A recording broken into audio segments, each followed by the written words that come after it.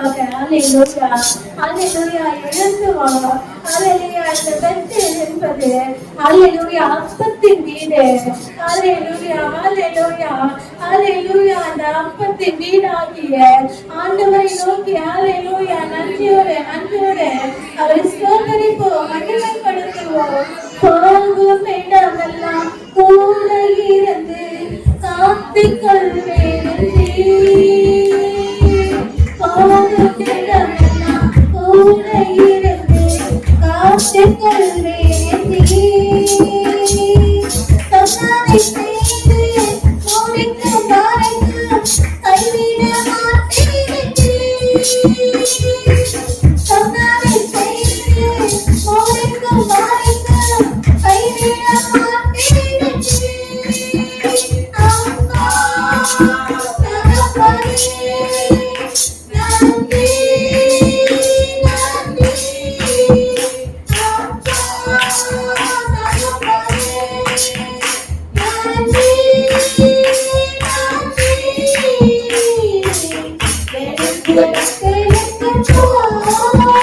தகப்பனே நன்றி நன்மைகள் பல செய்த நல்லவரை சுற்றி நன்றி பாடல் பாடலாம்.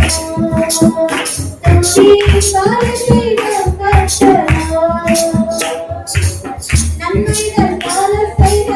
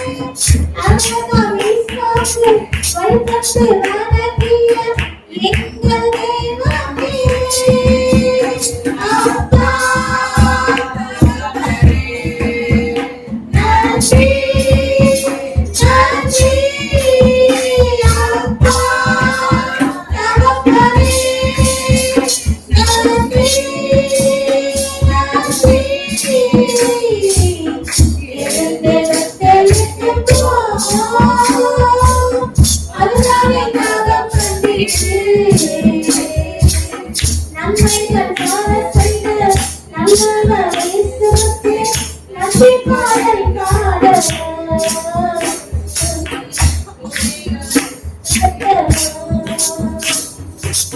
நன்மைகள் பல செய்த நல்லவரை சுற்றி நன்றி பாடல் பாடலாம். துதி பாடிப்பீடம் கட்டலாம்.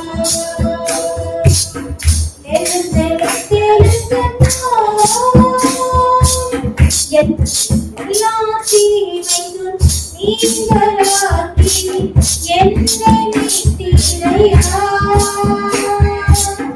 எல்லா தீமையும் நீங்களாக்கி என்னை மீட்டீரையா. வாழ்நாள் முழுவதும் மெய்ப்பனாயிருந்து நடத்தி வந்தீரையா.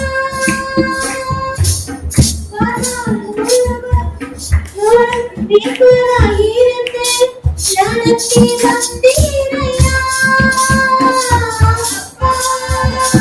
தகப்பனே நன்றி அப்பா தகப்பனே நன்றி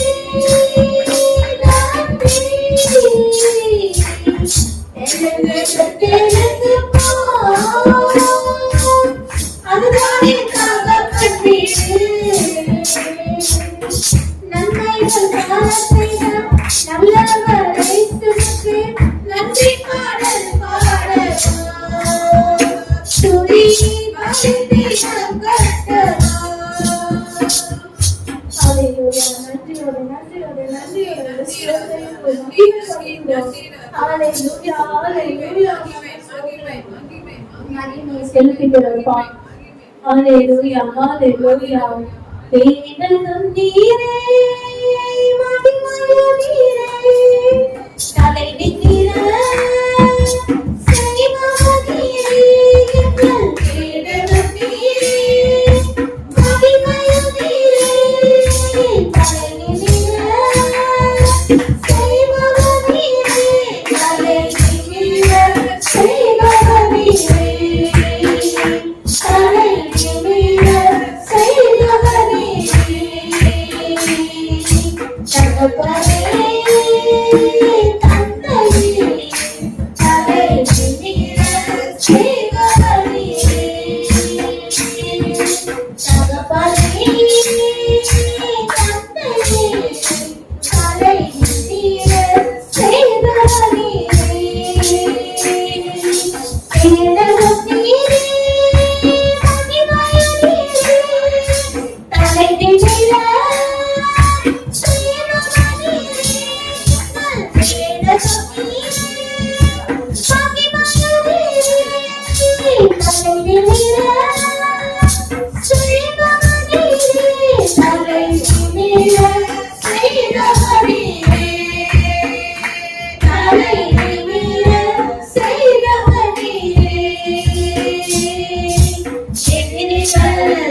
பலமாய் பெருகிவிட்டன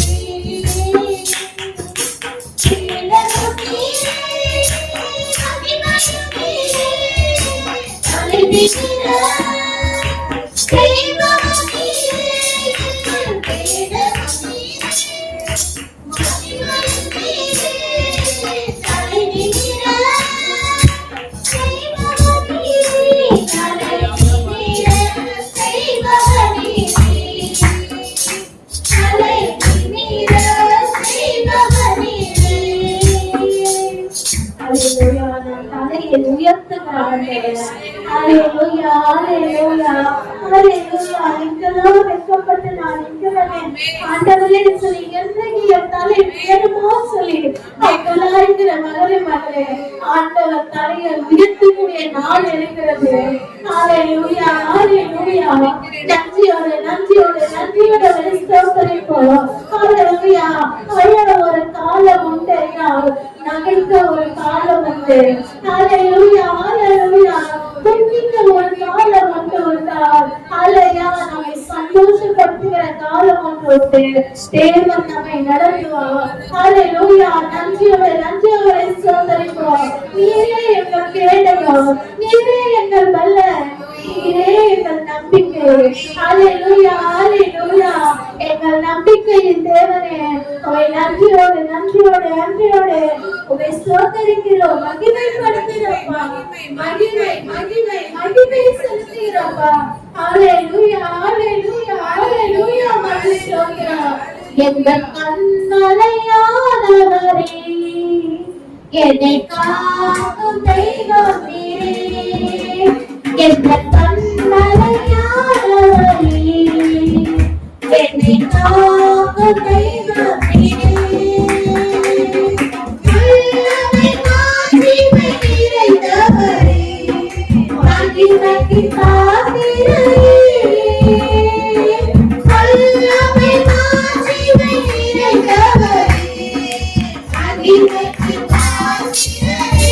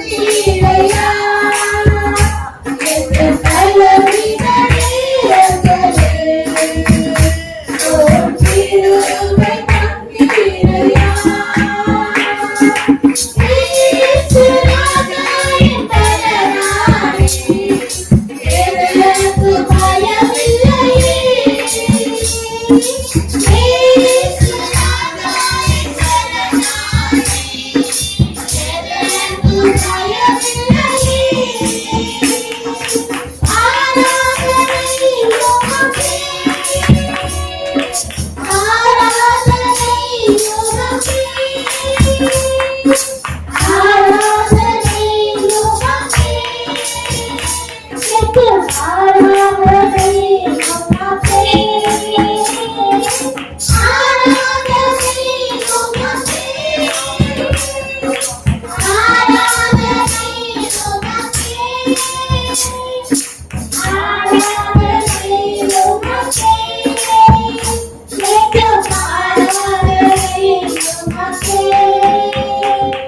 எங்கள் உயிருள்ள நாட்களெல்லாம் உம்மை புகழ்ந்து பாடிடுவேன். எங்கள் உயிருள்ள நாட்களெல்லாம் உம்மை புகழ்ந்து பாடிடுவேன். ராஜாதி செய்த நன்மைகளை எண்ணியே துதித்திடுவேன். ராஜாதி செய்த நன்மைகளை எண்ணியே துதித்திடுவேன். ஆராதனை உமக்கே. ஆராதனை உமக்கே. ஆராதனை உமக்கே. எங்கள் ஆராதனை உமக்கே. ஆராதனை உமக்கே. ஆராதனை உமக்கே. ஆராதனை உமக்கே. எங்கள் ஆராதனை உமக்கே. ஹalleluya மே ஆராதிக்கிறோம் மகிமைப்படுத்துறோம்ப்பா. ஹalleluya நன்றியோடு நன்றியோடு நன்றியோடு ஸ்தோத்திரிக்கிறோம். ஹalleluya ஹalleluya நன்றி நன்றி. ஹalleluya கைகளை உயர்த்தி ஆண்டவரே நீரே எங்கள் பலன். ஹalleluya நீரே எங்கள் அடைக்கலம். எங்கள் ஆபத்து காலத்தில் நீரே எங்களுக்கு பலனாயிருக்கிறீர். ஹalleluya நன்றியோடு நன்றியோடு அதை ஸ்தோத்திரிப்போம் மகிமைப்படுத்துவோம். நீரே எங்கள் பலன். நீரே எங்கள் அடைக்கலம். ஆபத்து காலத்தில் என் துணை. சுற்றிலிருந்து என்னை காக்கும் கண்மலை. நீரே என் பலன். நீரே என் அடைக்கலம். ஆபத்து காலத்தில் என் துணை. சுற்றிலிருந்து என்னை காக்கும் கண்மலை. யாக்கோபின் தேவன் என் அடைக்கலம். யெகோவா தேவனே என் பலன். யாக்கோபின் தேவன் என் அடைக்கலம். யெகோவா தேவனே என் பலன். கலக்கமில்லை பயமில்லை வாழ்விலே. நானே பரலோகம் கண்டடைந்தேன். கலக்கமில்லை பயமில்லை வாழ்விலே. நானே பரலோகம் கண்டடைந்தேன்.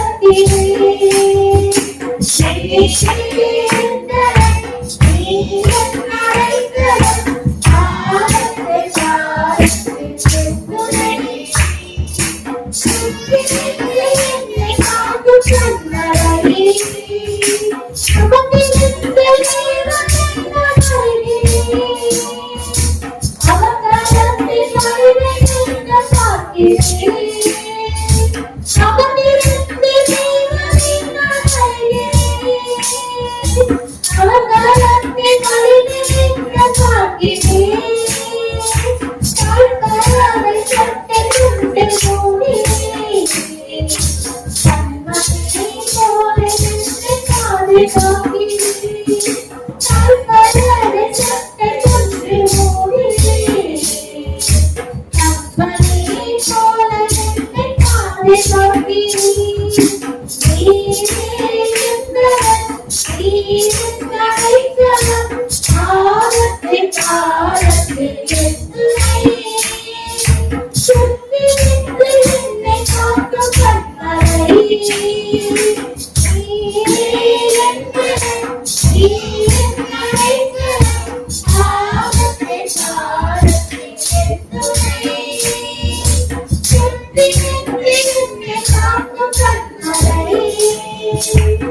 ஹalleluya ஹalleluya நம்மை பார்க்கிற கண்களே ஹalleluya நன்றியோடு நன்றியோடு அவரை ஸ்தோத்திரிப்போம் மகிமைப்படுத்துவோம் ஹalleluya ஹalleluya ஹalleluya மகிமை மகிமை செலுத்துகிறோம் யெகோவா ஷாலோம் ஹalleluya யெகோவா நிசி ஹalleluya யெகோவா ஷாலோம் ஹalleluya யெகோவா நிசி ஹalleluya யெகோவா நீரே ஹalleluya பரிசுத்த பிதாவே ஹalleluya யெகோவா நீரே ஹalleluya பரிசுத்த பிதாவே ஹalleluya ஹalleluya ஹalleluya ஹalleluya ஹalleluya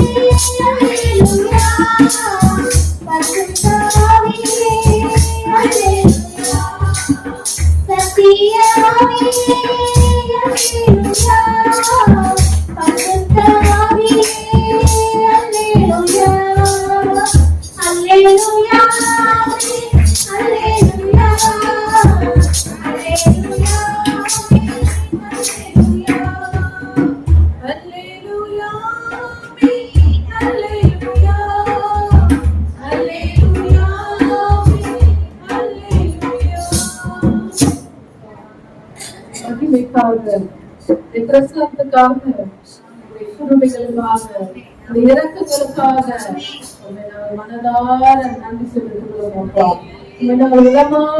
இருதயத்தின் ஆழத்திலிருந்து நம்மை நாங்கள் வாழ்க வாழ்க வாழ்க வாழ்க வாழ்க என்று நாங்கள் வாழ்த்துகிறோம். ஆண்டவரே அப்பா, இந்த ஆராதனை தேவனின் ஏற்றுக்கொண்டதற்காக இந்த கொடான கோடி நன்றிகளை நாங்கள் செலுத்துகிறோம். ஆண்டவரே அப்பா, இப்பொழுதும் ஆண்டவரே அப்பா, ஜெபம் முடிப்பது ஆண்டவரே, சங்கீத பகுதிகள், சங்கீத தியானங்கள், அப்பா உடைய வார்த்தை, காணிக்கை பகுதிகள், சாட்சிகள் எல்லாவற்றையும் கிருபையின் கரத்துல கொடுக்கிறோம். ஆண்டவரே நீர் மாத்திரம் மகிமைப்படும்படியாக எங்களை தாழ்த்தி அர்ப்பணிக்கிறோம். அப்பா எல்லாவற்றையும் அன்பின் கரத்துல கொடுக்கிறோம். நீரே ஆசீர்வதியும் பொறுப்பெடுத்துக் கொள்ளும். இயேசுவின் நாமத்தில் நல்ல பிதாவே. ஜெபிக்கும்படியாக எல்லாரும் ஆயத்தமாக இருக்கும்படியாக நாம் கேட்டுக்கொள்கிறேன். ஏனென்றால் வேதம் சொல்லுகிறது, நீங்கள் ஒருமனப்பட்டவர்களாய் நீங்கள் ஜெபத்தில் எவைகளை கேட்டுக் கொள்கிறீர்களோ அவைகளை பெற்றுக் கொள்கிறீர்கள் என்று வேதம் சொல்லுகிறது. ஹல்லேலூயா ஹல்லேலூயா. இது உண்மையான ஒரு காரியம். ஆண்டவர் சொன்ன வார்த்தை சொன்னதுதான், அது எந்த ஒரு மாற்றமே கிடையாது. இப்போ வேதம் சொல்லுகிறது, சங்கீதம் 133 என்ன சொல்லுகிறது? சகோதரர் ஒருமித்து வாசம் பண்ணுவதுதான் எத்தனை இன்பமும் எத்தனை பிரியமுமா இருக்கிறது. அதனாலதான் அந்த காலை வெளியில நம்ம எல்லாரும் ஒன்று கூடி அவருடைய சமூகத்தில் நாம் வந்திருக்கிறோம். ஏனென்றால் அதுதான் தேவனுக்கு பிரியமா இருக்கிறது இல்லையா? அதே பெரியதோடு இந்த நாட்களில நம் சபைக்காக நாம் ஜெபிக்க வேண்டும். மிகவும் முக்கியமான ஒரு பாக்கியமா இருக்கிறது. சபைக்காக நாம் ஜெபிக்க வேண்டும். என்னுடைய தேவன் தன்னுடைய வெளியேற பெற்ற ரத்தத்தினால சிந்தி சம்பாதித்த சபை என்று சொல்லுகிறது. அப்ப இந்த சபையை குறித்து நாம் பொறுப்புள்ளவர்களாய் காணப்பட வேண்டும். இதை குறித்து தேவன் நம்மிடத்தில் கணக்கு கேட்கிறவரா இருக்கிறார். ஆண்டவர் நமக்கு சபையை தர வேண்டும். ஆத்துமாக்களை ஆண்டவர் தர வேண்டும். ஆண்டவர் திறத்திரளாய் தர வேண்டும். இந்த சபையிலே நன்மை பெற்றவர்கள் அநேகராய் இருக்கிறார்கள். ஆனால் ஆண்டவருக்கு நன்றி செல்லும்படியாக வருவதற்கோ மனம் இல்லாமல் இருக்கிறது. என்னுடைய பிள்ளையே, அந்த குஷ்ட ரோகிகள் தன் குடும்பத்தாலையும் தன்னுடைய தேசத்தினாலும் புறக்கணிக்கப்பட்ட ஒரு நிலை.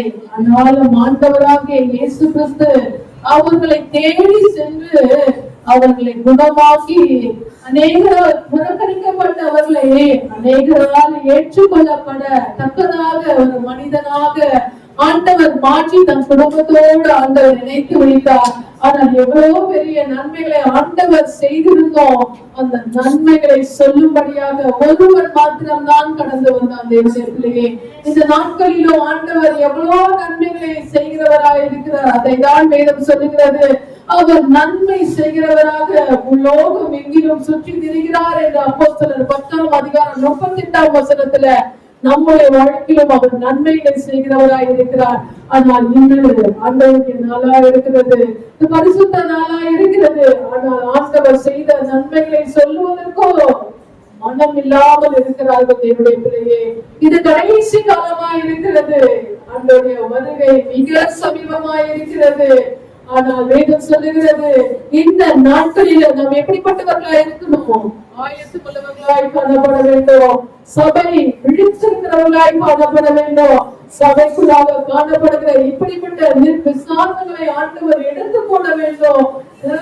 ஆத்துமாக்களை ஆண்டவர் தர வேண்டும் என்றால் தேவன் சொல்லுகிறார், என்னை கேளுங்கள், அப்போது ஜாதிகளை பூமி நிலைகளை அவருக்கு சொந்தமாகவும் சுதந்திரமாகவும் தருவேன் என்றார்.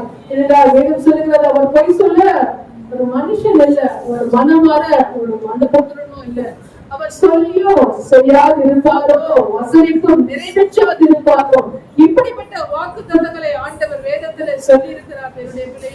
இந்த நேரத்திலும் நம் சபைக்காக ஆத்துமாக்களுக்காக ஒரு பாரத்தோடு நாம் ஜெபிக்கலாமா?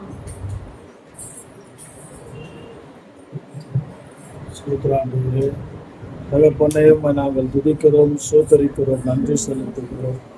ஆண்டவரே, இந்த தகப்பனுடைய பரிசுத்த ஓய்வு நாளிலே தகப்பனே, அதாவது முதலாம் நாளிலே தகப்பனே, உம்மை நோக்கி நாங்கள் பார்க்கிறோம், உம்மை நோக்கி நாங்கள் பார்க்கிறோம். ஆண்டவரே, சபையார் உறவும் பட்டவர்களாய் தகப்பனே உம்மை நோக்கி பார்க்கிறோம் சுவாமி. உம்மை நோக்கி பார்த்த முகங்கள் தகப்பனை ஒருபோது வெட்கம் அடைந்ததில்லையே. உம்மை நோக்கி நாங்கள் பார்த்து கொண்டிருக்கிறோம் சுவாமி. ஆண்டவரை எஜமானன் கைகளை அறியும் ஆண்டவரை வேலைக்காரன் நோக்கி பார்ப்பதை போல ஆண்டவரை கர்த்தாவே உம்மை நோக்கி நாங்கள் பார்க்கிறோம் தகப்பனே. எங்களுக்கான தகப்பனே ஆண்டவரை கீழ் தளத்திலே ஆண்டவர் சபையை கர்த்தர் ஆண்டவரே நீர் எங்களுக்கு முன்குறித்து வைத்திருக்கிறீர், எங்களுக்கு நீர் ஆயத்தம் பண்ணி வைத்திருக்கிறீர் கர்த்தாவே. அதை நாங்கள் கண்கள் காணவும் ஆண்டவரை காவலில் கேட்கும் இருதையும் உணரும்படியான தகப்பனே ஆண்டவரை காரியங்களை கர்த்தர் எங்களுக்கு வெளிப்படுத்தி கொடுக்கும்படி கர்த்தாவே நாங்கள் உம்மை நோக்கி பார்க்கிறோம் சுவாமி. ஆண்டவரே, நீ மறைப்பொருள்களை வெளிப்படுத்துகிறவர் தாமே தகப்பனே. ஆண்டவர் எங்களுக்கு நீர் அதை வெளிப்படுத்தி கொடுக்கும்படியாக அதுக்குண்டான கால நேரத்தை கர்த்தாவே ஆண்டவரே உண்டாக்கி தரும்படியாய் நாங்கள் ஜெபிக்கிறோம் ஆண்டவரே. நாங்கள் ஜெபிக்கிறோம் நோக்கி பார்க்கிறோம், ஜெபிக்கிறோம் ஆண்டவரே. கர்த்தாவே, நீ ஜெபத்தை கேட்கிறவரே தகப்பனே. மாம்சமான யாவருடைய ஜெபத்தை கேட்கிறவர் தாமே தகப்பனே. எங்களுக்கு ஒரு சபையை கர்த்தர் ஆயத்தம் பண்ணி வைத்திருக்கிறது கர்த்தாவே. எங்களுக்கு நீர் தரும்படியாய் கூட நாங்கள் ஒருமனப்பட்டவர்களாய் உம்மை நோக்கி நாங்கள் பார்க்கிறோம் சுவாமி. கர்த்தாவே, சபை கர்த்தருடைய வீடு ஆண்டவரே. சபை உம்முடைய ரத்தத்தினால் சம்பாதித்தவைகள் ஆண்டவரே. கர்த்தாவே, நீர் தகப்பன் இந்த ஊழியத்தை கொடுத்து ஆண்டவர் நீர் இந்த ஊழியத்தை தகப்பனை எல்லா இடங்களும் பரவ செய்தீர். நீர் தகப்பன் இந்த ஊழியத்துக்கு தகப்பனை ஒரு நிரந்தர இடத்தை கர்த்தர் ஏற்படுத்தி இருக்கிறீர். அதற்காக நாங்கள் உமக்கு நன்றி செலுத்துகிறோம் ஆண்டவரே. கர்த்தாவே ஆண்டவரை இம்மட்டும் நடத்தினீர் ஆண்டவரை, இனியும் நீரே நடத்த போகிறீர் ஆண்டவரை. இம்மட்டும் எங்கெங்கு நாங்கள் இருக்க வேண்டும் என்று தீர்மானித்தவர் நீரே. கர்த்தாவே, நீ அதினதில் காலத்தில் நேர்த்தியாய் செய்கிறவர் ஆண்டவரே. கர்த்தாவே, நோக்கி நாங்கள் பார்க்கிறோம் ஆண்டவரே, நீ நேர்த்தியாய் செய்ய போகிறீர். கர்த்தாவே, அடுத்த இடத்தை கர்த்தர் தாமே எங்களுக்கு நீர் கொடுத்து விட்டீர். அதற்காக நாங்கள் உண்மை நாங்கள் துதிக்கிறோம், நன்றி செலுத்துகிறோம். ஆவியானவர் தாமே ஆண்டவர் அதற்குண்டான எல்லா வேலைகளிலும் கர்த்தாவை செயல்படுகிறது ஆண்டவர். உமக்கு நன்றி செலுத்துகிறோம் ஆண்டவரே. கர்த்தருடைய கரத்தில் ஒப்பு கொடுத்திருக்கிறோம் ஆண்டவரே. ஆவியானவர் திருவுளம் பற்றுவீராக. நீர் தகப்படி எல்லாவற்றையும் ஆயத்தம் பண்ணுகிறவர். உம்முடைய கரத்தில் ஒப்பு கொடுத்திருக்கிறோம். கர்த்தர் நன்மையானதை கர்த்தர் கட்டளையிட்டு இருக்கிறீர். உமக்கு நாங்கள் நன்றி செலுத்துகிறோம் ஆண்டவரே. மீண்டுமாய் கூட ஒரு விஷயம் ஒப்பு கொடுக்கிறோம். அன்றைங்களுக்கு குற்றங்கள், குறைவுகள், பாவங்கள், அக்கிரமங்கள், மீறுதல்களை கர்த்தாவே ஆண்டவரை மன்னிப்பீராக. ஆண்டவரை சபைக்காக செபிக்காமல் இருந்த பாவங்களை மன்னிப்பீராக. கர்த்தாவே, எல்லாவற்றையும் ஆண்டவரை ஒப்பு கொடுத்திருக்கிறோம் ஆண்டவரை. நீர் உம்முடைய கிருபையினால் தகப்பனே ஆண்டவரை எங்களுக்கு வெளிப்படுத்தி கொடுப்பீராக. ஆண்டவர், நாங்கள் அதை கண்டுபிடிக்க கிருபை பாராட்டுவீராக. அதற்குண்டான எல்லா தேவைகளையும் கர்த்தர் சந்திப்பீராக ஆண்டவரை. அதற்குண்டான ஜனங்களை கர்த்தர் ஏற்படுத்துவீராக ஆண்டவர். அவர்களை கர்த்தாவை சபைக்கு நேராய் அனுப்புவீராக ஆண்டவர். இவைகளெல்லாம் கர்த்தர் செய்தார் என்பதை நாங்கள் ஆண்டவர் சொல்லும்படியாக கூட எங்களுக்கு ஒரு சாக்கியத்தையும் பாக்கியத்தையும் கர்த்தர் தருவீராக. துதிகன மகிமை எல்லாவற்றும் உமக்கே நாங்கள் செலுத்துகிறோம். இயேசுவின் நாமத்தில் ஜெபம் கேட்டீர் நல்ல பிதாவே, ஆமென். கண்ணின் மணியாய் நான் இருப்பேன். என்னை தொடுவோர் அவரது கண்ணின் மணியை தொடுவானா. எங்கள் தெய்வம் சொன்னானார். கண்ணின் மணியாய் நான் இருப்பேன். என்னை தொடுவோர் அவரது கண்ணின் மணியை தொடுவானா. தேவன் என்னிலே வாசம் செய்யும் நாளிது. அரவணைத்து நிற்கிறாய் தேவன் என்னிலே. தேவனாமே அப்படியே செய்த ஜெபத்தின்படியே ஆண்டவர் திரளான ஆத்துமாக்களை நமக்கு ஆண்டவர் தந்து ஒரு நல்ல கீழ இடத்துல ஆண்டவர் நமக்கு ஒரு சபையை ஆண்டவர் தரப்போற கிருபைக்காக நம் கரங்களை தட்டி நாம் மகிமைப்படுத்தலாமா? வேதம் சொல்லுகிறது, எந்த இடங்களில நம் கால் மிதிக்கிறோமோ அந்த இடங்களை ஆண்டவர் நமக்கு வந்து தருகிறார். இந்த பகுதியை ஆண்டவர் நமக்கு கொடுத்திருக்கிறாரு. ஒவ்வொரு நாளும் ஆண்டவரே இந்த பகுதியில் இருக்கிற ஒவ்வொரு ஆத்துமாக்களையும் என் சபைக்கு சுதமாக நீ தரும்படியாக ஒவ்வொரு நாளும் ஜெபம் பண்ணுங்க. எவ்வளவு ஜனங்கள் நம் சபையில இருந்தார்கள், எப்படிப்பட்ட நிலையில நம் சபை வளர்ந்து வந்தது. ஆனா இந்த நாட்களிலே எவ்வளவு வெறுமையாய் காணப்படுகிறது. ஒரு மாம்சீக பிரகாரமா இருக்கிற நமக்குள்ளாக இவ்வளவு வேதனைகள் இருக்கும் என்றால் ஆண்டவர் எவ்வளவு துக்கத்தோடு ஆண்டவர் இருப்பார். ஆண்டவருடைய வார்த்தை சொல்லுகிறது, பிதாவானால் இவருக்கு கொடுக்க வேண்டிய கனம் எங்கே என்று ஆண்டவர் நாட்களில நம்மிடத்துல எதிர்பார்க்கிறார். இடத்திலேயே இப்படிப்பட்ட நிலைகளை எல்லாம் ஆண்டவர் மாற்ற வேண்டும். ஆண்டவர் எல்லா ஜனங்களையும் கொண்டு வரணும். ஒரு உணர்வுள்ள இருதயத்தை ஆண்டவர் ஒவ்வொருக்கும் தேவன் தந்து ஒரு நாட்களில பெரிய காரியங்களை செய்ய போற கிருபைக்காக நாம் ஸ்தோத்திரிக்கலாமா? அடுத்ததாக ஊழியக்காரருக்காக நாம் செபிக்க வேண்டும். முதல் கிழமை அன்னைக்கு ஆபரேஷன் முடிஞ்சது. நேற்று போய் பார்த்துட்டு வந்தோம். இன்னைக்கு யாரும் போகக்கூடாது. திங்கட்கிழமை தான் அவரை பார்க்க முடியும். இன்னைக்கு மத்தியானம் வரைக்கும் தான் பர்மிஷன். அந்த மத்தியானம் வரைக்குமே அது 1 மணி நேரம் தான் எனக்கு பர்மிஷன். 9 to 10 மணி தான் பார்க்க முடியும். அவருக்காக நீங்க ஜெபம் பண்ணும்படியாக நான் கேட்டுக்கொள்கிறேன். அவருக்குள்ளாக அநேக வேதனைகள் இருக்கும், அநேக பலவீனங்கள் இருக்கும். தேவன் தாமே எல்லா ரணங்களையும் தேவன் தாமே ஆற்றி அவருக்கு நல்ல சுகத்தை தர வேண்டும், நல்ல பலனை தர வேண்டும். எவ்வளவோ காயங்கள், எவ்வளவோ வேதனைகள் அவர் சரீரத்துல பாத்தீங்கன்னா இப்ப இருக்கிற நிலையில சொல்லணும்னா இங்க இருந்து இது வரைக்கும் அவருக்கு வெட்டப்படாத இடமே இல்லைன்னு சொல்ற அளவுக்கு அவருடைய சரீரத்துல அவ்வளவு வேதனைகளோடு அவர் இருக்கலாம். தேவன் அவருக்கு பரிபூர்ண சுகத்தை தர வேண்டும். தேவன் இன்னும் புதிய கிருபையினால அவரை நிரப்ப வேண்டும். வருகிற நாட்களில இதை விட பலமாய் ஆண்டவர் எடுத்து அவரை பயன்படுத்த வேண்டும்.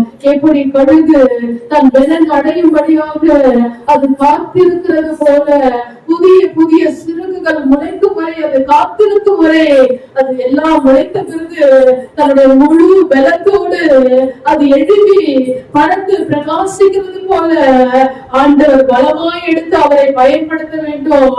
அவருக்காய் காத்திருக்கிறவர்கள் கழுகுகளை போல சரியடித்து உயர எழுப்புவார்கள். அவர்கள் நடந்தாலும் சோர்ந்து போவதில்லை என்று வேதம் சொல்கிறது. இத்தனை நாட்கள் அவர் பட்ட எல்லா கஷ்டங்களுக்கு தேவன் தக்க மகிழ்ச்சியை தர வேண்டும், தக்க பலனை ஆண்டவர் தர வேண்டும். தேவ சேனை வல்லமை ஊழியங்களை ஆண்டவர் என்ன செய்ய சித்தமா இருக்கிறாரோ அவரை கொண்டு பலத்த கிரியைகளை செய்ய வேண்டும். தேவனுடைய பிள்ளையே, அவருக்காக நாம் ஜெபிக்க வேண்டும்.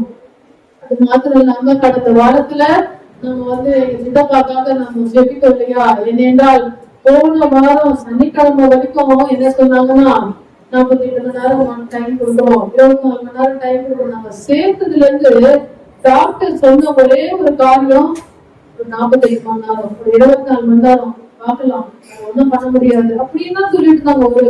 ஒரு பாசிட்டிவாவே அவங்க வாயில இருந்து வரவே இல்லை, நெகட்டிவாவே பேசிட்டு இருந்தாங்க. ஒரு சனிக்கிழமையில எங்களுக்கு ரொம்ப மனசு துக்கமா இருந்தது, ரொம்ப முடியல, அப்படிலாம் ரொம்ப காரியங்கள் எங்களுக்கு வந்துச்சு. ஆனாலும் நாங்கள் தேவன் மேல் நம்பிக்கை உடையவர்களா இருந்தோம். கடந்த வாரத்துல நாம் ஜெபித்தோம் இல்லையா? உங்களை வல்லமை அவரை தொட வேண்டும் ஆண்டவரே என்று. கடந்த வாரம் ஞாயிற்றுக்கிழமை அன்னைக்கு சபையில இருக்கும் பொழுது அவருக்கு வந்து கொஞ்சம் உடம்பு பரவாயில்ல அப்படின்னு சொல்லி மெசேஜ் வந்தது. அப்ப எங்களுக்கு கொஞ்சம் வந்து பலனா இருந்துச்சு, கொஞ்சம் சந்தோஷமா இருந்துச்சு. அதுக்கு அடுத்தது சாயங்காலமா நானு அப்பா அம்மா 3 பேரும் ஹாஸ்பிட்டலுக்கு போயிட்டு இருக்கோம்.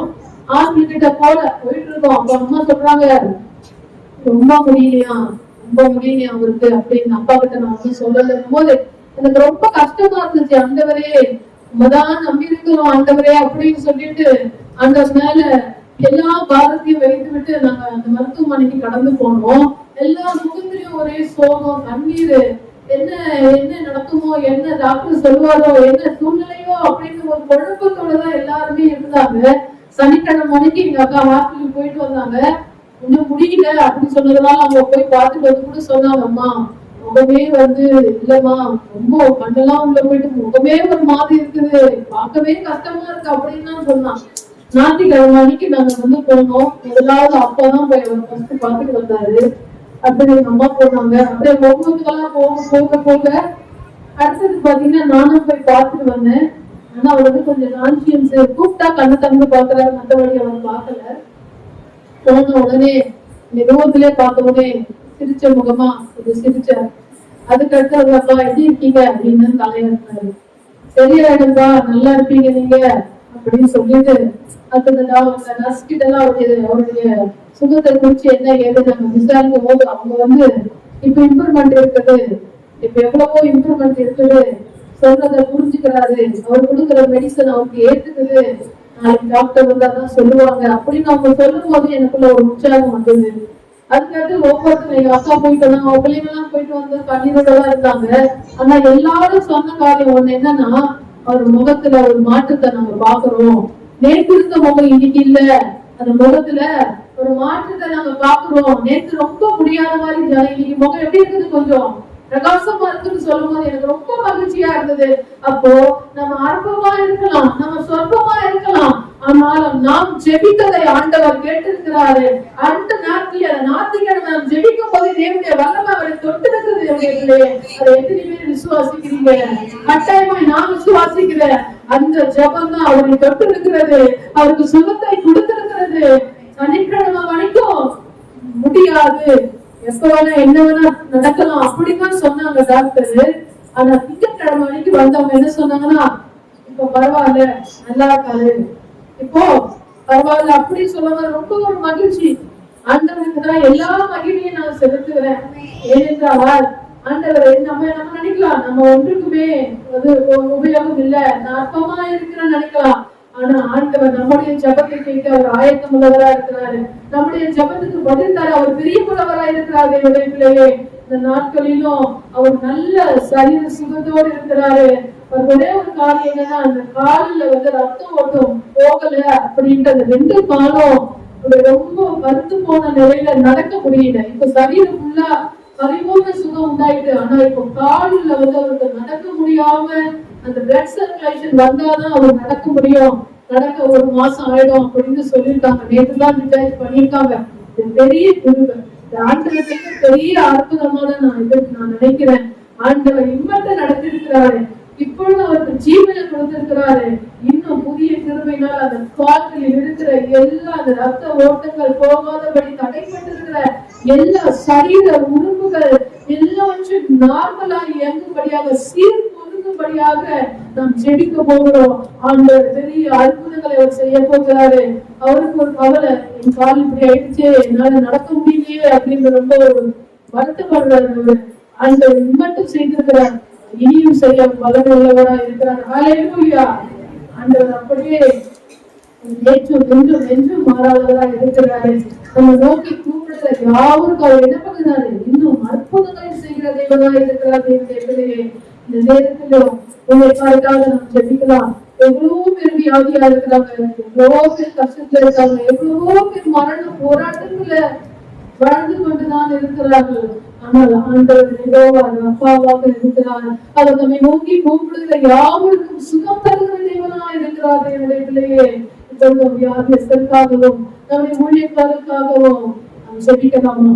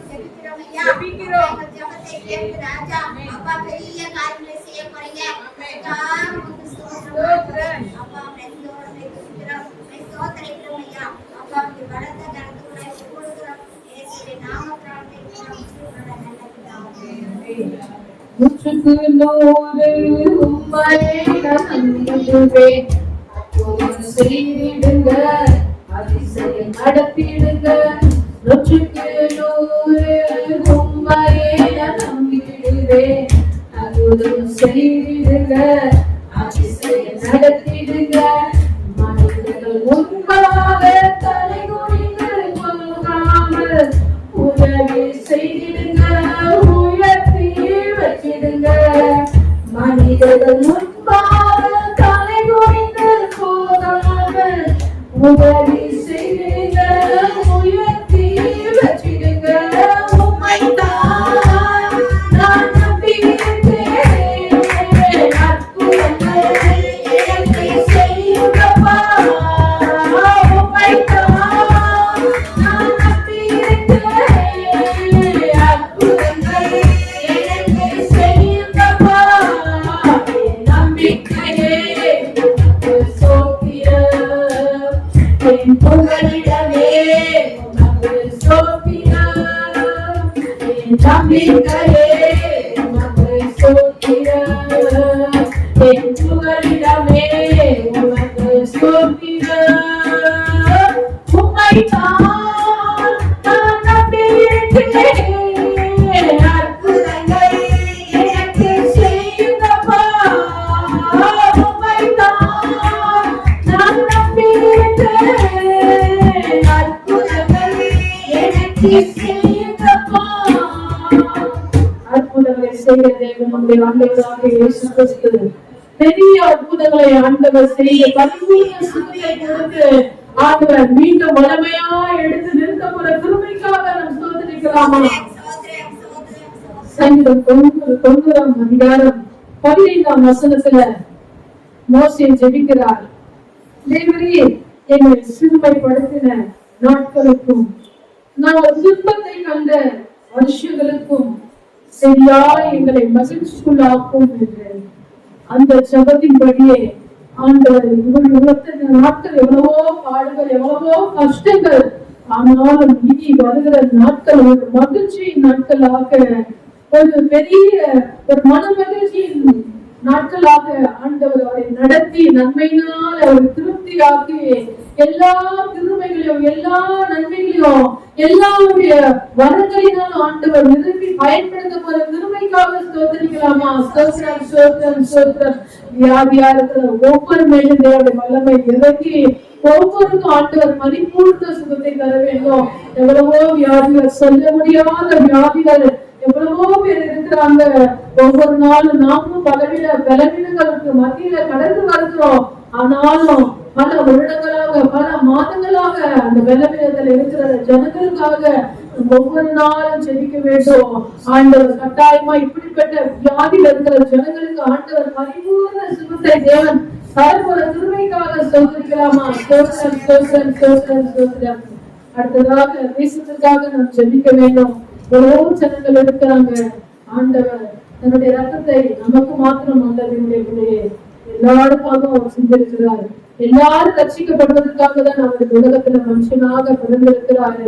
தேசத்துல காணப்படுகிற எல்லா பாவங்கள், அக்கிரமங்கள், எல்லா தேவனுக்கு பிடிக்காத அருவருப்பான காரியங்கள் எல்லாவற்றையும் ஆண்டவர் தேசத்திலிருந்து எடுத்து போட்டு ஒரு ரட்சிப்பை ஆண்டவர் தேசத்துல உண்டு பண்ணி தேவன் பெரிய ஒரு எழுப்புதலை தேசத்துல ஆண்டவர் கொண்டு வர போற திருமைக்காக நாம் ஸ்தோத்திரிக்கலாமா? ஸ்தோத்திரம், ஸ்தோத்திரம், ஸ்தோத்திரம். நாம் செய்த ஒவ்வொரு விண்ணப்பங்களையும் ஆண்டவர் பெற்றிருக்கிறார். பெரிய காரியங்களை ஆண்டவர் செய்ய போகிறார். ஜெபம் பண்ணுவதற்கு உற்சாகமா இருங்க, ஆயத்தமா இருங்க. அதுக்காக நம்ம காலை வேலையில வந்திருக்கிறோம். ஆண்டவர் நம்முடைய ஜெபத்தை கேட்டு பதில் தரும்படியாக அவர் ஆயத்தம் உள்ளவராக இருக்கிறார். இடையிலேயே நாமும் ஒவ்வொரு நாளும் ஜெபிப்பதற்கு ஆயத்தப்படுவோம். ஆயத்தம் உள்ளவர்களாய் நாம் காணப்படுவோம். தேவன் தாமே இந்த ஜெப குறிப்புகளை ஆண்டவர் தாமே கேட்டிருக்கிறாரு. பெரிய காரியங்களை கண்கள் காணத்தக்கதாக ஆண்டவர் கிரியை செய்வது தயவுக்காக ஸ்தோத்திரிக்கலாமா? அடுத்ததாக சங்கீத பகுதிக்குள்ளாக நாம் கடந்து போகலாம். 18 வரைக்கும்.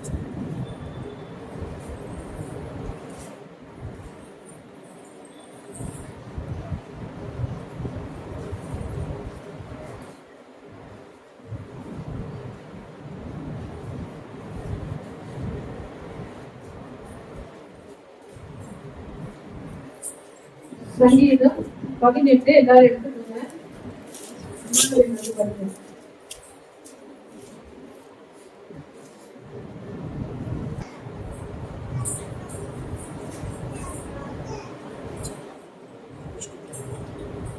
Hallelujah. Hallelujah. Praise the Lord. Hallelujah. Praise the Lord. Hallelujah.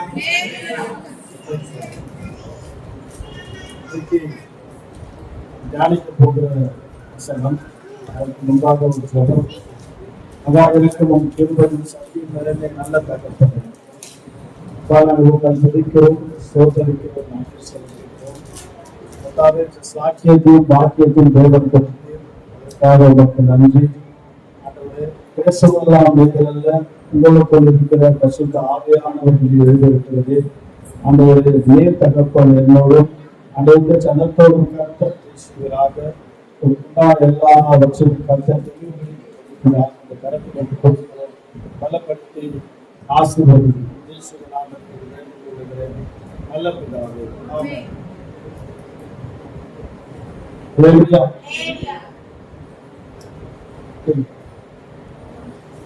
Hallelujah. Hallelujah. Praise the Lord. 18வது சங்கீதத்துல 28வது வசனத்தை நாம் தியானிக்கும்படி எடுத்துக் கொள்ளலாம். தேவரே, என் விளக்கை ஏற்றுவீர், தேவனாகிய கர்த்தர் என் இருளை வெளிச்சமாக்குவார். ஹல்லேலூயா. ஹல்லேலூயா. இது தாவீது எழுதிய சங்கீதம். இந்த சங்கீதத்துல பாத்தீங்கன்னா தாவீது கேட்கிறாரு, தேவரே என் விளக்கை ஏற்றுவீர். அப்ப இதுக்கு முன்னாடி அணைந்து போயிருக்குதா? அப்படி ஒரு கேள்வி வரும் இல்லையா? வசனத்தை நாம வாசிக்கும் பொழுதும் தியானிக்கும் பொழுதும் அங்க இருந்த ஒரு கேள்வி, அந்த கேள்விக்கான பதில் அதே வசனத்துல கற்றுக் கொடுக்கலாம். ஒரு ராஜா அவ்வளவு மகிமையான கர்த்தர் அவரை வைத்திருக்கிறார். ஆனா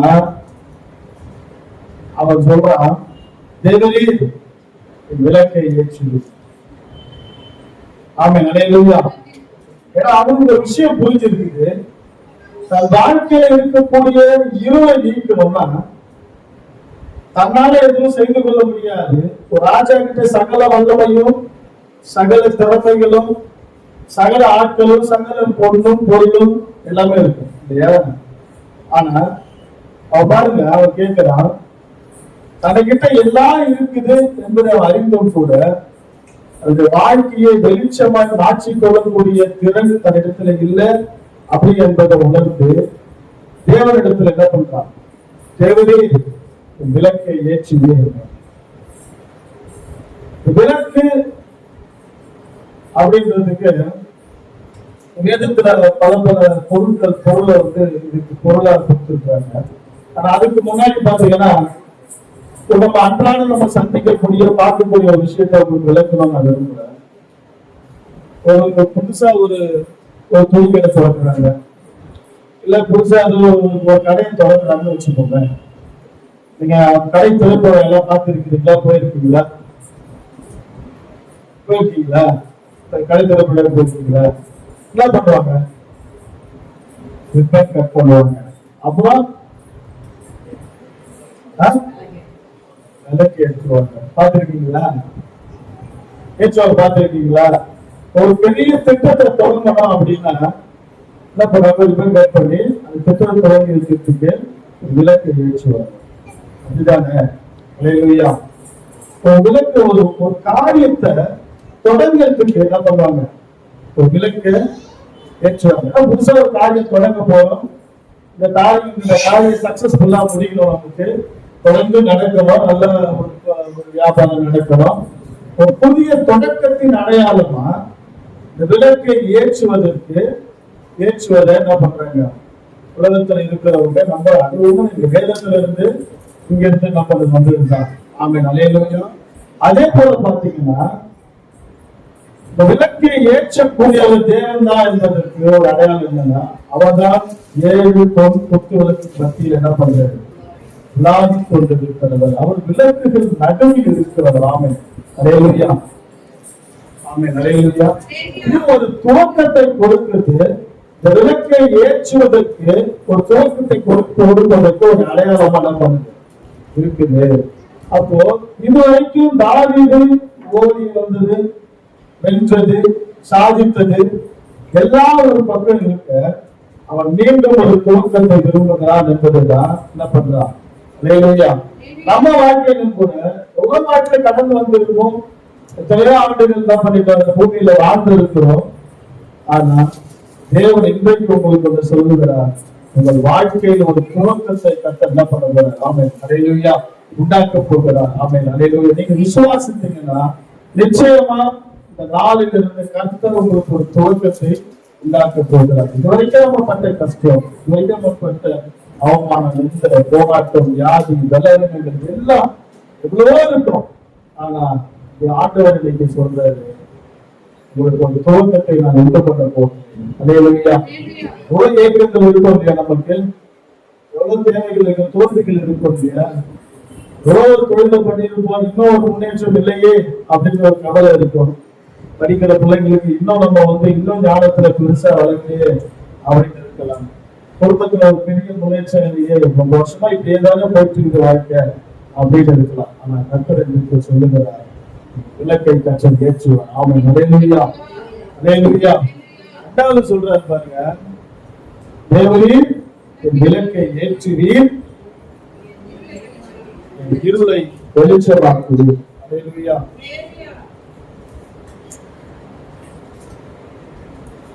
அல்லேலூயா. அல்லேலூயா.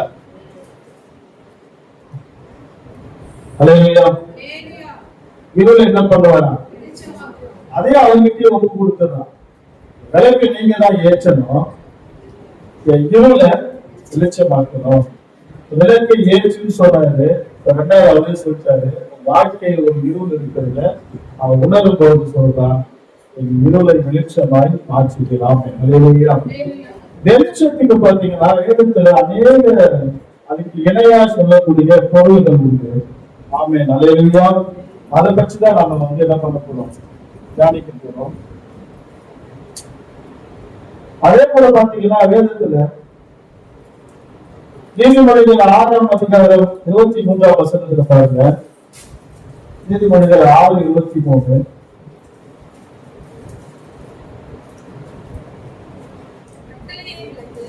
கட்டளையே விளக்கு, வேதமே வெளிச்சம், போதக சிக்ஷையே ஜீவவழி. வேதமே வெளிச்சம். அப்ப இது என்னது? வெளிச்சம்னா இப்ப நம்ம இங்க இருக்கிறோம். இந்த வெளிச்சம் வந்ததுனால, வெளிச்சம் இருக்கிறதுனால ஒவ்வொருத்தரும் பார்த்துக்க முடியும், நம்ம தடுமாறாம போக முடியும், சரியா படிக்கட்டுல இறங்கி போக முடியும், ஒருத்தருக்கு மோதி போடாம நம்ம என்ன பண்ண முடியும், போக முடியும். அதே போல நம்ம கண்ணுக்கு மறைவா இருக்கிற எவ்வளவு காரியங்கள் இருக்குது உலகத்துல. அப்ப அதையெல்லாம் நம்ம கடக்க கர்த்தர் நமக்கு கொடுத்திருக்கிற ஒரு வெளிச்சம் வேதம் தான். இன்றைக்கு இந்த நாளில வெளிச்சத்துக்கு அநேக காரியங்கள் இருந்தாலும் வேதம் தான் வெளிச்சம் என்பதை ஒரு வாழ்க்கைக்கு இருக்கிற எல்லா ஜெயத்துக்கும் எல்லாவற்றுக்கும் நீங்க ஜெயம் கொள்வதற்கும், நீங்க வேண்டிக் கொள்வதை எல்லாவற்றையும் அடைவதற்கும், ஒரு மனசுல இருக்கக்கூடிய எல்லா அங்கலாய்க்கு தீர்வதற்கும் ஒரே ஒரு வெளிச்சம் வேதம் தான். வார்த்தையே வெளிச்சம், வேதமே வெளிச்சம். ஆமென். சங்கீதம் 119 130 பாருங்க.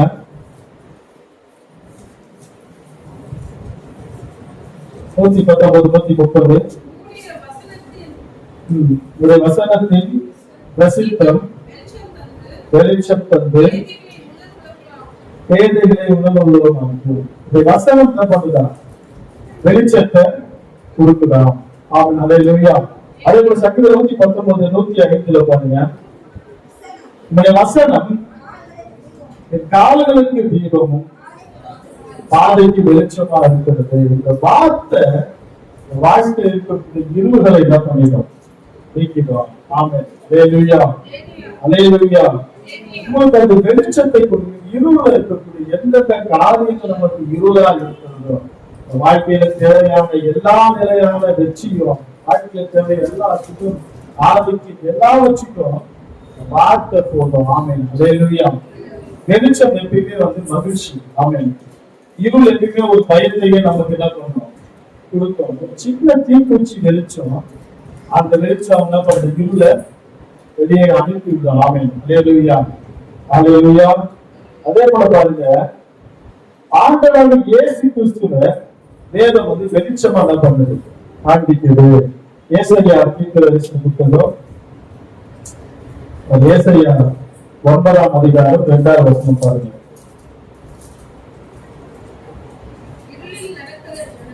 இருள் நடக்கிற ஜனங்கள் பெரிய வெளிச்சத்தை கண்டார்கள். அல்லேலூயா.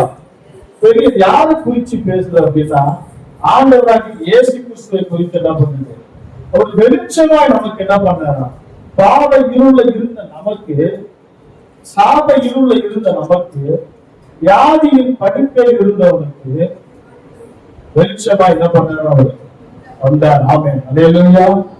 அல்லேலூயா. ஒன்று பாருங்க, அந்த வெளிச்சத்துக்கு அடையாளமா அந்த வேத புத்தகத்தை காட்டுது, இந்த வசனத்தை காட்டுது. இரண்டாவது, ஆண்டவராகிய இயேசு கிறிஸ்து என்ன பண்ணது, அப்போஸ்தலர் நடவடிக்கை பாருங்க, 22ஆம் அதிகாரம் 9வது வசனம் பாருங்க.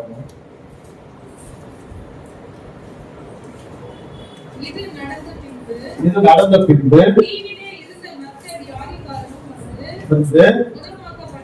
குணமாக்கப்பட்டார்கள். அநேக மரியாதை செய்து ஏறி போகிற போது அப்போஸ்தலர் 22:9 கூட இருந்தவர்கள் வெளிச்சத்தை கண்டு பயம் அடைகிறார்கள். அல்லேலூயா. என்னுடைய கூட இருந்த வெளிச்சத்தை கண்டார்கள். யாரு ஒரு வெளிச்சத்தை பார்த்தாங்க?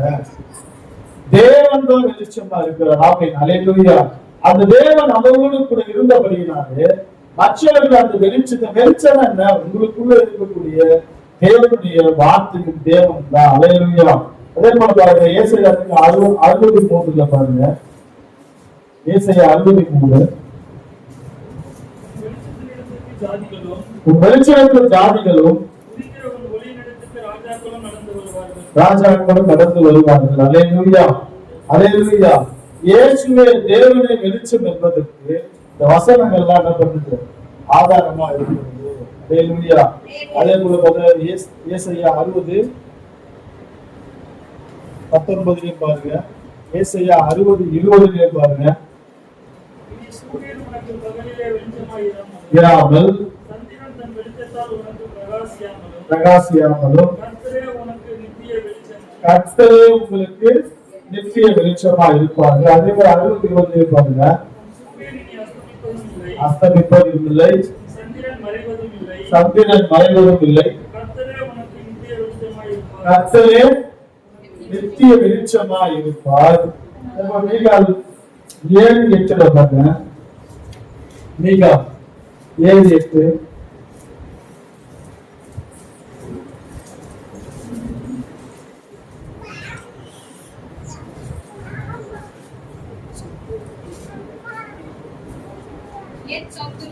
என் சத்துருவே எனக்கு விரோதமாய் சந்தோஷப்படாதே, நான் விழுந்தாலும் எழுந்திருப்பேன், நான் இருளிலே உட்கார்ந்தால் கர்த்தர் எனக்கு சத்துருக்கள் சந்தோஷப்படாதபடிக்கு கர்த்தர் உங்களுக்கு என்ன பண்றாங்க. முதல்ல சொன்னோம், வேத வசனமே நமக்கு வெளிச்சமா இருக்கிறது. இரண்டாவது, கர்த்தரே நமக்கு வெளிச்சமா இருக்கிறது. மூன்றாவது பாருங்க, தானியேல் புத்தகம் 5ஆம் அதிகாரம் 14ஆம் அதிகாரம், தானியேல் 5:14,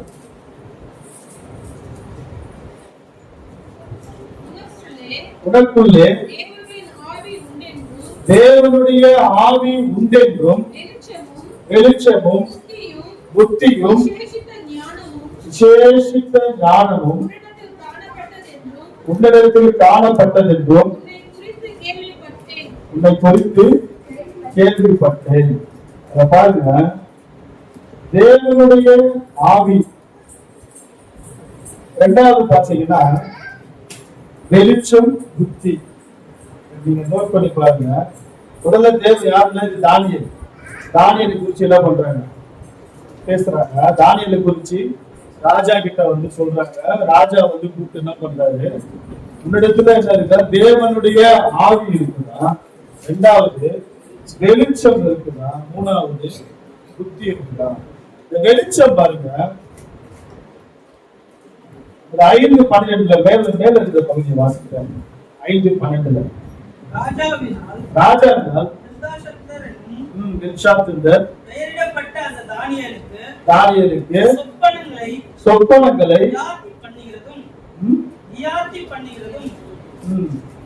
புதைப்பொருள்களை வெளிப்படுத்துகிறதும் கருகலானவைகளை தெரிவிக்கிறதுமான அறிவும்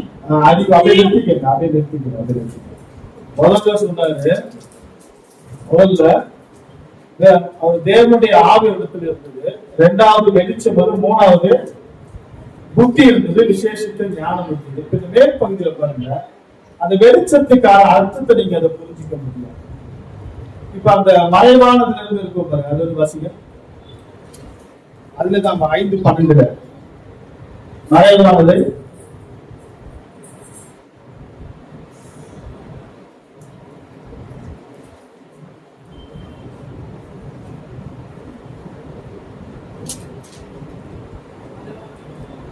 சொப்பனங்களை வியாப்தி பண்ணுகிறதும், புதை பொருள்களை வெளிப்படுத்துகிறதும், கருகலானவைகளை தெரிவிக்கிறதுமான அறிவு அப்படின்னு பாருங்க எழுதப்பட்டு. அதுக்கப்புறம் புத்தி வருது. ஆனா அதே கீழே அந்த வசனத்துல பாத்தீங்கன்னா நீங்க 14 பாத்தீங்கன்னா தேவனுடைய ஆவி உண்டென்றும் வெளிச்சமும் புத்தியும் விசேஷித்த ஞானமும் இருக்கும். இப்போ இந்த வெளிச்சம் அப்படிங்கிறது உங்களுக்கு மறைபொருள்களை வெளிப்படுத்துறது, மறைவானது சொப்பனங்கள் பாத்தீங்கன்னா அவருடைய சொப்பனங்கள்ல பார்த்தாங்க ராஜா. அதாவது சொல்லவும் இல்லை, ஆனா நீங்க என்ன பண்ணுவாங்க, வெளிப்படுத்தி சொல்லணும் அப்படின்னு சொல்றாரு. தனக்கு மட்டுமே தெரிந்த இந்த ரகசியங்களை வெளிப்படுத்தக்கூடிய ஒரு மறைவானவைகளை நம்ம வாழ்க்கையில நமக்கு முன்பாக இருக்கக்கூடிய நமக்கு எதிர்காலம் இப்படிப்பட்ட மறைவானதை வெளிப்படுத்துகிற ஒரு விசேஷித்த புத்தி தான், அறிவு தான். அது கருகலானவைகளை மறைந்து போனது, ஒண்ணுமே எரிந்து போனது, அதுல இருந்து ஒண்ணுமே கண்டுபிடிக்க முடியாத இடத்துல இருந்து கூட வெளிப்படுத்தக்கூடியதுதான் இந்த வெளிச்சம் அப்படிங்கிற ஒரு அறிவு. ஆமென், அல்லேலூயா. முதல்ல சொன்னோம் தேவன் தான் வெளிச்சம்னு சொன்னோம், இரண்டாவது தேவன் தான் வெளிச்சம்னு சொன்னோம், மூணாவது இந்த வெளிச்சத்துக்கு இன்னொரு என்னன்னு பாத்தீங்கன்னா அறிவு. இது ஒரு வகையான அறிவுன்னு கூட சொல்லலாம். ஆமென், அல்லேலூயா. உங்களுக்கு எல்லாம் வாழ்க்கையில வந்து எவ்வளவு விஷயங்கள் இருக்கும் உங்களுக்கு தெரியாது. என்னெல்லாம் நடக்க போதும், என்னடா இது செய்ய போகுது, எப்படா இது நடக்கும், எப்படி இதை நம்ம கடப்போம் அப்படின்றதெல்லாம் இருக்கு இல்லையா. அப்படிப்பட்ட காரியங்களை வெளிப்படுத்தக்கூடிய ஒரு அறிவு தான் இந்த வெளிச்சம். ஆமென், அல்லேலூயா. நான்காவது பாருங்க, மத்தேயு 5ஆம் அதிகாரம் 14ஆம் வசனம். 5:14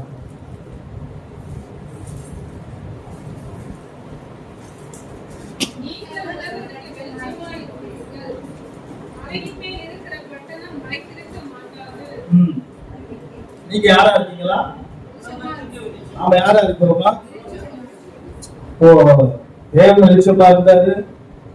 வெளிச்சத்துக்கு வந்து வெளிச்சம் ஒரு அறிவா வெளிப்படுது. இப்ப நாமளே என்னவா இருக்கிறோமா? நீங்களே யாரா இருக்கீங்களா? உங்களுக்குள்ள அந்த அறிவு தான் பண்ணும். மறைப்பொருள்களை அறிந்து கொள்ளக்கூடிய, எதிர்காலத்தை புரிந்து கொள்ளக்கூடிய, உங்களுக்கு முன்பாக ஒருத்தர் வந்திருந்தாங்க, அவங்க யாருன்னு அவங்க ஆவியை பகுத்தறியக்கூடிய ஒரு அறிவு உங்களுக்கு இருக்கும் என்பதுதான் இது பொருள். ஏன்னா தேவன் உங்களிடத்துல இருக்கிற, ஏன்னா தேவன் தான் வெளிச்சமா இருக்கிறாருன்னு பார்க்கிறோம். இந்த வார்த்தை உங்களுக்குள்ள இருந்தது அப்படின்னா இந்த வார்த்தையும் வெளிச்சமா இருக்குது. அல்லேலூயா. இந்த 4 காரியங்களை நீங்க ஞாபகம் வச்சுக்கோங்க. இந்த வெளிச்சம் அவன் சொல்ற, தாவீது சொல்ற, தேவரே என் விளக்கை ஏற்றுவீர், என் இருளை வெளிச்சமாக்குவீர். நமக்குள்ள இருக்கிற வெளிச்சத்தை இருளை போக்கணும்னா ஒண்ணு, இந்த வேத வசனம் நமக்குள்ள இருக்கணும்.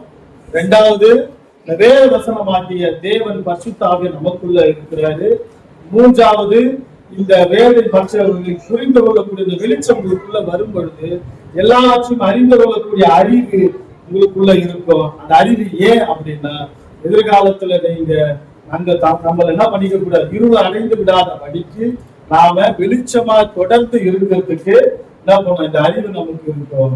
இந்த 3 சொல்லி 4வது சொல்றாரு, நீங்கள் தான் அந்த வெளிச்சம் சொல்றாரு. இதெல்லாம் நமக்குள்ள இருந்தது. இப்போ 4வது ஒரு கன்வர்ஷன் நடக்குது. என்ன, ஒரு டிரான்ஸ்பர்மேஷன் நடக்குது. என்ன அப்படின்னா, நாம தான் அந்த வெளிச்சமா இருக்கிறோம். அல்லேலூயா. இது ஒரு உதாரணமா சொல்லணும் அப்படின்னா, ஒரு மனுஷன் எப்பயுமே பாத்தீங்கன்னா, ஒருத்தர் சொல்லுவாங்க, என் வாழ்க்கையில எங்க விலைக்கேற்றுற மாதிரி வந்தீங்க நீங்க அப்படின்னு. அல்லேலூயா. ஒரு விஷயத்தை தொடர்றதுக்கு முன்னாடி ஒரு விளக்கை ஏற்றுவாங்க. ஒரு நிகழ்ச்சி நடத்துறாங்க, ஒரு கடை திறக்கிறாங்க, இல்ல ஒரு அரசு திட்டத்தை நடத்துறாங்க அப்படின்னா என்ன பண்ணுவாங்க, ஒரு விளக்கை ஏற்றுவாங்க. ஏன்னா அவங்க வாழ்க்கையில இருக்கிற எல்லா இருள்கள் நீக்கும்படியா இந்த விளக்கை ஏற்றி அவங்க வாழ்க்கையில எல்லா வளமும் நலமும் அவங்க என்ன பண்ணணும், பெற்றுக்கொள்ளணும் அப்படின்றதுக்காக என்ன பண்ணுவாங்க, அந்த விளக்கை அவங்க ஏற்றுவாங்க. ஆமென். அல்லேலூயா. அப்படிதானே? அப்படி நம்முடைய வாழ்க்கையில இருக்கக்கூடிய இருளை தாவீது அப்பட்டமா ஒத்துக்கிறான். அவன் சொல்றான், தேவரே, வாழ்க்கையில இருக்கக்கூடிய இருளை நீங்க என்ன பண்ணுவீங்க, உங்களால வெளிச்சமா மாற்ற முடியும், நீங்க எனக்கு வெளிச்சமா என்ன பண்ணுங்க, மாத்துங்க அப்படின்னு சொல்றான். அல்லேலூயா. அல்லேலூயா. பாருங்க, ஒரு சம்பவம் எனக்கு ஞாபகம் வருது. இந்த வசனத்தை நாம் தியானிக்க ஆரம்பிச்ச இந்த வாரத்துல ஒரு பிள்ளை பார்த்தா நம்முடைய அமைப்புல பாத்தீங்கன்னா ஒரு அம்மா இருக்காங்க. அவங்களுடைய கணவர் பாத்தீங்கன்னா ரொம்ப பயங்கரமான குடிக்கிறாரு. அவர் போன மாசம் தான் என்ன பண்ணிருக்கிறோம், அவருக்கு மறுவாழ்வு மையத்துல அவரை சேர்த்து வச்சிருக்கிறோம். மாசம் பணம் கட்டி சேர்த்து வச்சிருக்கோம். அவங்களுக்கு மோசமான இல்லை. இப்ப அந்த பிள்ளை பாத்தீங்கன்னா ஒரு பையன் ஒரு பொண்ணு. இப்ப அந்த பையனும் பொண்ணு என்ன ஆயிட்டாங்க அப்படின்னா, பொண்ணு காசு அடிச்சு பையன் போயிடா நம்ம கிட்டா. அவங்க பாத்தீங்கன்னா மொத்த பேர் பாத்தீங்கன்னா வெறும் 92 மார்க் தான், 500 மார்க். அல்லேலூயா. ஏன் அப்படின்னா 92 மார்க் தான். சொல்றாங்க, என்னங்க பண்றது அப்படின்னு. நீங்க பள்ளிக்கூடத்துக்கு போங்க. ஸ்கூல்ல போனா சொல்லிட்டாங்க, அந்த பையன் தொடர்ந்து படிக்க முடியாது, ஏன்னா நீங்க என்ன பண்ணுங்க, ICIல வேணா போடுங்க அப்படின்னு. எனக்கு தெரிஞ்சப்போ என்ன பண்றாங்க, நமக்கு ஃபோன் பண்ணி இந்த மாதிரி ITI போட சொல்றாங்க, படிக்க வச்சா எதிர்காலம் நல்லா இருக்குமா அப்படின்னு நம்ம அம்மா என்ன பண்றாங்க, கேட்கிறாங்க. அந்த நம்ம ITI போடுறதுக்கு எப்படியா அவன் கைதான பரவாயில்ல 9th முதல் படிக்க வைங்க, அவனை தொடர்ந்து படிக்க வச்சு 9th 10th கொண்டு போங்க, எப்படியா ஒரு டிகிரி. ஏன்னா இந்த வயசுல பாத்தீங்கன்னா எல்லாத்தையும் கொஞ்சம் டிஸ்கண்டினியூ ஆயிடுச்சுன்னா இது அப்படியே லைஃப்பை பாதிச்சிடும் அப்படின்னு நான் சொல்றேன். சரி, அங்க பேசுவாங்க. அவங்க என்ன சொல்லிட்டாங்க, இல்ல 10th போட முடியாது, நீங்க வேற எதாவது சேர்த்துக்கங்கன்னு சொல்லிட்டு அவங்க PC கொடுத்துட்றாங்க.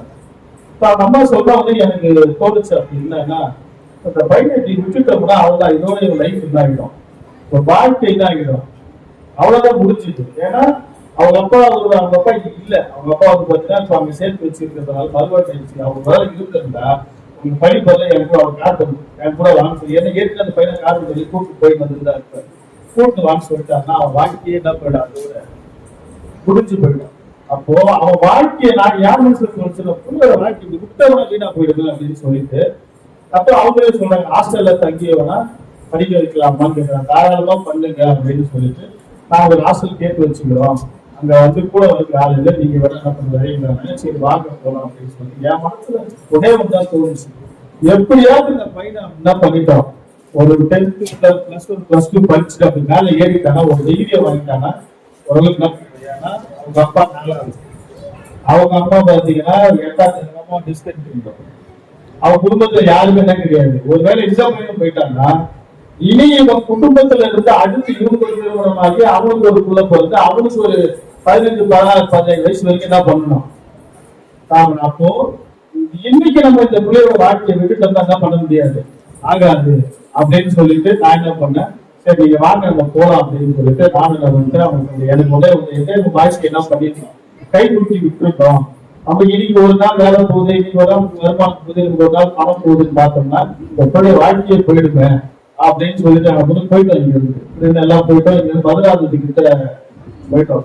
அங்க போயிட்டு பாத்தீங்கன்னா அது கிறிஸ்டியன் டினாமினேஷன்ல இருக்கக்கூடிய ஒரு ஒரு ஹாஸ்டல் கூடிய ஒரு கல்வி நிறுவனம். நீங்க பாருங்க, போயிட்டோம். அங்க போன உடனே அவங்க மார்க்க பார்த்தாங்க, பார்த்துட்டு வாசலே சொல்லிட்டாங்க என்ன பண்ண முடியாது, சேர்த்து இந்த இடம் டென்த்து வந்து சேர்க்க மாட்டாங்க, ரைட், ஏன்னா ரிசல்ட்டுக்காக சேர்க்க மாட்டாங்க, அனுப்பிட்டாங்க. அதே போல சென்னையில இருந்து வந்து அந்த அம்மா ட்ரான்ஸ்ஃபர் பண்ணதுக்கு அப்புறம் வராங்க, எட்ரஸ் போடுறது நாங்கள் என்ன பண்றோம், வெயிட் பண்றோம், பார்க்குறோம், சொல்லிட்டு இல்லை நாங்கள் வந்து டிஸ்டர்ப் பார்த்துட்டு போறோம், எட்ரஸ் பார்த்துட்டு வந்துட்டாங்க. அவங்க கூப்பிட்டு காட்டுறோம், அந்த அம்மா பார்த்த உடனே சொல்லிட்டாங்க இல்ல என்ன பண்ண முடியாது, சீட்டை கொடுக்க முடியாது, தயவுசெய்து எங்களை வந்து நீங்க கோபிச்சுக்காதீங்க. அப்புறம் நான் என்ன பண்ணிட்டேன், இந்த அம்மா வந்து ஏற்கனவே வந்து நான் விசாரிச்சுன்னு சொல்றத நேரா போயிட்டேன். இல்லைன்னா உஷாரா என்ன பண்ணிருக்கேன், இங்கே ஏதாவது பிஷப் யாரு எனக்கு ஆசி ஏதாவது 2 பிஷப் ஆவடி நம்ம லாரன்ஸ் சிகிச்சை ஏதாவது ஒரு லெட்டர் வாங்கி அவனை சேர்த்து விட்டுட்டு வந்து எனக்குள்ள என்ன அப்படின்னா வந்துட்டு நினைக்கிறீங்க. கிட்டத்தட்ட பாத்தீங்கன்னா 2 மணி நேரத்துக்கு மேல அந்த அம்மா கிட்ட என்ன பண்றேன், நான் போராடுறேன். அந்த அம்மா கடைசி வரைக்கும் என்ன பண்ற, பிள்ளைக்கு கல்வின்றது ஒரு விளக்கு. அந்த விளக்கு வந்து பாத்தீங்கன்னா குடும்ப சூழல் நிமித்தமா அன்னைக்கு அதை எப்படியாவது ஏற்றிடணும் நம்ம நினைக்கிறோம். அது தொடர்ச்சியா அவங்க இடத்துல வந்து பேசுறோம், மன்றாடுறோம், உரையாடுறோம், இப்ப பல விஷயத்த சொல்றோம். எனக்கு என்ன அப்படின்னா நம்மளால முடியும்னு வச்சுக்கோங்க. அவன் வந்து கூட போய் பார்த்து லெட்டர் வாங்கி கொடுத்து காதலை பார்த்து கொடுத்து அவன் சேர்த்துப்பாங்க. எனக்கு என்னன்னா எல்லாருக்கும் வந்து இந்த டீச்சர்ஸ்ல வந்து ஒரு ஈகோ இருக்கு. அவங்க படிக்காதுன்னு சொன்ன பிள்ளைய, முடியாதுன்னு சொன்ன பிள்ளைய நம்ம எதையாவது பண்ணி சேர்த்து கொடுத்தோம், அந்த பிள்ளையவே காட்டல் பண்ணாங்க. இது ஒரு பக்கம் மனசுக்குள்ள என்ன பண்ணுது, எனக்கு ஓடிக்கிட்டே இருக்கு. அந்த எப்படியாவது என்ன பண்ணுங்க, வாழ்க்கை ஒரு விளக்கு ஏற்றிக்க அப்படின்னு வந்து நான் என்ன பண்றேன் நினைக்கிறேன். ஆனா கடைசி வரைக்கும் என்ன பண்ணவே ஆகுங்க, அதை செய்யவே இல்லை. ஒரு பிள்ளையோட வாழ்க்கை வீணா போயிடுமே, வாழ்க்கை கல்வின்ற இன்னும் அறிந்து போயிடுமே, நாளைக்கு அவங்க எதிர்காலம் எப்படி இருக்குமோன்னு கொஞ்சம் கூட என்ன பண்ணவே இல்லை. அவங்க ஒத்துக்கொள்ளவே அவங்க இல்லை. டிகிரி பையன் 9வது கொண்டு வந்து சேர்ந்தேன். அதுதான் நடந்துச்சுன்னா அந்த டீச்சர்ல 9வது ஃபெயிலான பையன் பாசிங் போட்டு அனுப்பிச்சிட்டாங்க. ஏன்னா கவர்மெண்ட்ல ரூல் இருக்குதான். இப்ப அவங்க சொல்றாங்க பாசிங் பண்ணாங்க 10th சேர்க்க முடியாது, ஃபெயிலியர் கொடுக்குறாங்க சேர்த்துக்கிறது, வேற யாராவது கொடுத்தாங்க சேர்த்துக்கிறாங்க. நானும் என்ன பண்றேன், எவ்வளவு போராட முடியாது, அங்க இருந்து வந்து 2-3 பேருக்கு போன் பண்ண எல்லாம் பண்ண. அவனா சொல்லி சரி பரவாயில்ல வந்துடும், ஒரு வாரம் கழிச்சு பார்த்து கண்டிப்பா பண்ணி தரேன் அப்படின்னு சொல்லிட்டான்னு வச்சுக்கோங்க. வந்துட்டு போன வரைக்கும் வந்துட்டு அவ்வளவு தூரம் இருந்தது. அங்க இருந்து நான் என்ன பண்றேன், மறுபடியும் எனக்கு ஒரு நட்பாசை, மறுபடியும் என்ன பண்றேன், ஒரு விளையாட ஒரு சான்ஸ் நம்ம நிமித்தமாக என்ன பண்ணுவாங்க அப்படின்னு சொல்லிட்டு மறுபடியும் என்ன பண்றேன் போனேன். ஆனா பாத்தீங்கன்னா போன பிறகு அந்த மாதிரி ஒரு சயின்ஸ் வந்து போன தடவை வந்து ஒரு 5 பசங்க சென்னையில கொஞ்ச பசங்க ரொம்ப பிரச்சனை பண்ணி அங்க இருக்கிற பிள்ளைங்களுக்கு பெருக்கு வழி பண்றாரு, பாதியில டிசி கொடுத்து அனுப்பிட்டாங்க. அதாவது சென்னைக்குள்ள என்ன பண்றாங்க, அவங்க பயப்படுற சூழல் இருக்கிறதுனால கடைசி வரைக்கும் அவங்க மனசுல ஒரு இறக்கமே இல்லாம என்ன பண்றாங்க, சொல்ற அவங்க அப்பா இப்படி ஆயிட்டாரு, நீங்க விட்டீங்கன்னா நாளைக்கு இந்த பையன் அப்படி ஆயிடுவான், இவாட்டி இப்படியே போயிட்டோம், தயவுசெய்து என்ன பண்ணுங்க கொஞ்சமாவது கொஞ்சம் இறக்கம் பாராட்டுங்கன்ற சொல்றேன். இங்க சேர்த்தலாம் வீட்டுக்குள்ள இருந்து என்ன பண்ணோம் போனீங்கன்னா அவங்க லட்சப்பிள்ளைய வளருவான். லட்சப்பிள்ளைங்க இங்க வந்து ரிலீஜனை பத்தி பேசாதீங்க அப்படின்ட்டாங்க.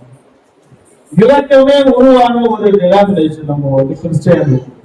ஆனா கொஞ்சம் கூட இலக்கமே இல்லாம அந்த பையனுடைய விலக்கை அடைக்கும்படியான பேச்சும் செயலும் கூட என்ன பண்ணும். ஆனா தேவன் அப்படி இல்லை.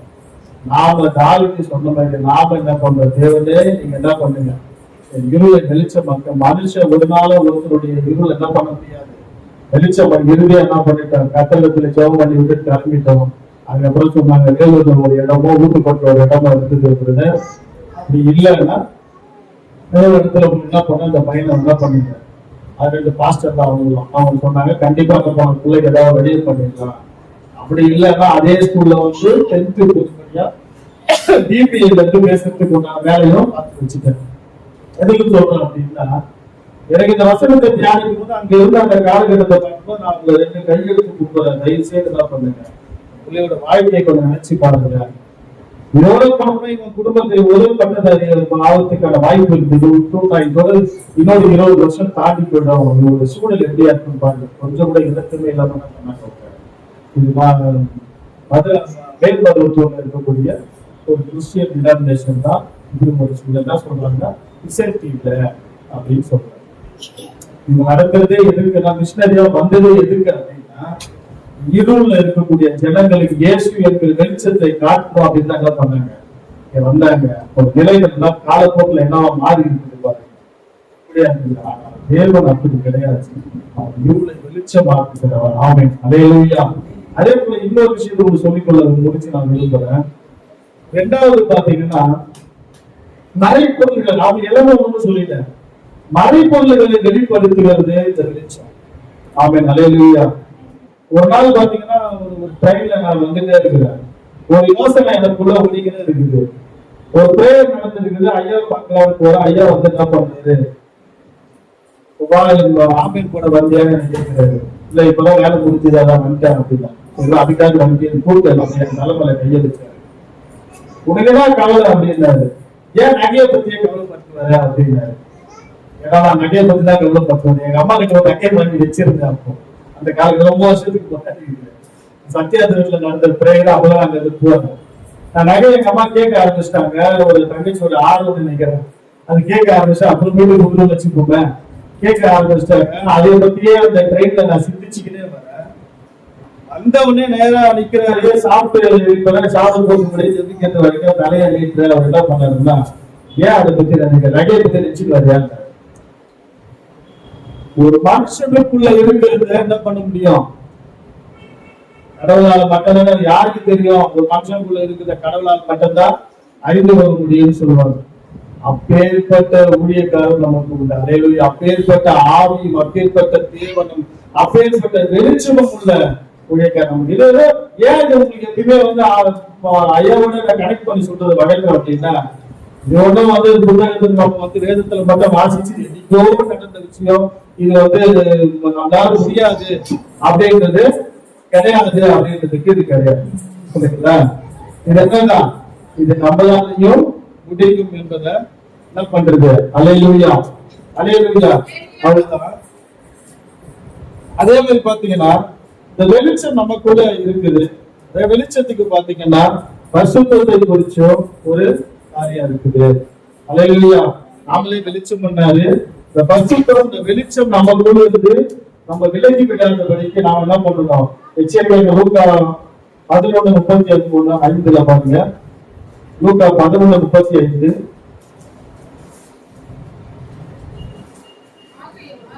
ஆகையால் உன்னில் உள்ள வெளிச்சம் இருளாகாதபடிக்கு எச்சரிக்கையா இருங்க. இதுக்கு மேல இருக்கிற வசனத்தெல்லாம் நீங்க வீட்டுல போய் வாசிச்சு பாருங்க. தொடர்ச்சியா வந்து பாத்தீங்கன்னா இடர்கள், பயம், பாவம், இது நிமித்தம் எல்லாம் பண்ணிடக்கூடாது. இந்த வெளிச்சம் நம்மளை விட்டு என்ன பண்ணிடக்கூடாது, போயிடக்கூடாதுன்றதுல நாம என்ன பண்ணணும், எச்சரிக்கையா இருக்கணும். ஆமென், அல்லேலூயா. அதே போலதான் பாத்தீங்கன்னா இப்படி 5 காரியங்களை வந்து பாத்தீங்கன்னா நாங்க சொல்லி இருக்கிற முதலாவது பாத்தீங்கன்னா இந்த வசனம் தான், இந்த வேதம் தான் உங்களுக்கு வெளிச்சமா இருக்குது. 2வது தேவனே நமக்கு வெளிச்சமா இருக்கிறாரு. 3வது ஆவியானவர் எல்லாவற்றையும் மறைப்பொருள்களை வெளிப்படுத்துகிற ஆவியானவர் நமக்குள்ள இருக்கிறாரு, அது உங்களுக்கு வெளிச்சமா இருக்கும். 4வது நாமளே வெளிச்சமா இருக்கிறோம். 5வது இந்த வெளிச்சம் பரிசுத்தத்துக்கும் அடையாளமா இருக்குது. அது நம்மளை விட்டு விலகி பரிசுத்தமா நீங்க இல்ல, நம்ம வெளிச்சம் உங்களுக்குள்ள தங்கி இருக்க முடியாது. அல்லேலூயா. கிறிஸ்தவமா இருந்தவங்க மாற்றம் மட்டும் இல்ல, பரிசுத்தமா நீங்க இருக்கும் பொழுது வெளிச்சம் உங்களுக்குள்ள என்ன பண்ணும், தங்கி இருப்போம். ஆமென், அல்லேலூயா. 6வது பாத்தீங்கன்னா இந்த தேவனுடைய காரியத்தை நீங்க செய்ய முற்படும் பொழுது இந்த வெளிச்சம் உங்களுக்குள்ள இருக்கும். தேவனுடைய ஊழியத்தை நீங்க செய்யும் பொழுது இந்த வெளிச்சம் உங்களுக்குள்ள இருக்கும். கர்த்தருக்கு ஏதோ ஒரு காரியத்தை செய்யும் பொழுது என்ன வெளிச்சம் உங்களுக்குள்ள இருக்கும்.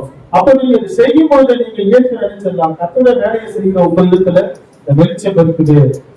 சிறைச்சாலை அடைப்பட்டு இருந்த பேதுருவுக்கு என்ன பண்ணுச்சு, இந்த சூழல் என்ன பண்ணாரா, உள்ள வந்த உடனே ஒரு வெளிச்சம் வந்தது அப்படின்னு இந்த வசனம் இருக்கும். ஆமென், அல்லேலூயா. கர்த்தருடைய பரிசுத்தத்தை காத்து கொண்டிருந்த யோசேப்புக்கு என்ன பண்றான், வாழ்க்கையில ஒரு தொடக்கத்துக்கு வெளிச்சத்தை என்ன பண்ணாரு, தேவன் கொடுத்தார். ஆமென், அல்லேலூயா. கர்த்தருக்கு வழிகளை ஆயத்தம் பண்ண வந்த யோவான் இடத்துக்கு என்ன பண்ணுது, அந்த வெளிச்சம் என்ன பண்ணுச்சு, தங்கி இருந்தது. ஆமென், அல்லேலூயா. இப்படி இந்த காரியங்களை வெளிச்சத்தை குறிச்சு ஒரே ஒரு காரியத்தை எடுத்து அப்படியே ஆழமா கொண்டு போகணும்னு நினைச்சேன். ஆனா வெளிச்சத்தை குறிச்சு முதல்ல ஒரு ஓரளவு அடுத்த ட்ரிப்பு கண்டிப்பா கொடுத்தா மறுபடியும் வெளிச்சத்தை குறிச்சு எடுத்த ஒரு கிருபை செய்வாரு. 5-6 காரியங்களை என்ன பண்ணிருக்கிறோம், வெளிச்சத்தை குறிச்சு சொல்லி இருக்கிற வெளிச்சம் பாருங்க. உங்களுக்குள்ள பாத்தீங்கன்னா இந்த வெளிச்சம் உங்களுக்குள்ள இருக்குது. நீங்க வெளிச்சமா இருக்கிறீங்க. கர்த்தருக்கு ஊழியம் செய்யும் போது இந்த வெளிச்சம் உங்களுக்குள்ள இருக்குதா? கர்த்தருக்கு நம்ம நீங்க உண்மையா பரிசுத்தமா இருக்கும் பொழுது இந்த வெளிச்சம் உங்களுக்குள்ள இருக்கணும். கர்த்தருக்கு நீங்க வழிகளை ஆயத்தம் பண்ணும் பொழுது இந்த வெளிச்சம் உங்களுக்குள்ள இருக்கணும். இந்த வெளிச்சம் பாவத்தை நிமிர்ந்தமும் மற்றொரு இடர்கள் அடைய செய்கிற நிமிர்ந்தமும் இந்த வெளிச்சம் உங்களுக்குள் இருக்கு போகாதபடிக்கு நீங்கள் எச்சரிக்கையா இருக்க வேண்டும். அலையிலேயே சங்கீதத்தை ஆசீர்வதிக்கிறார்.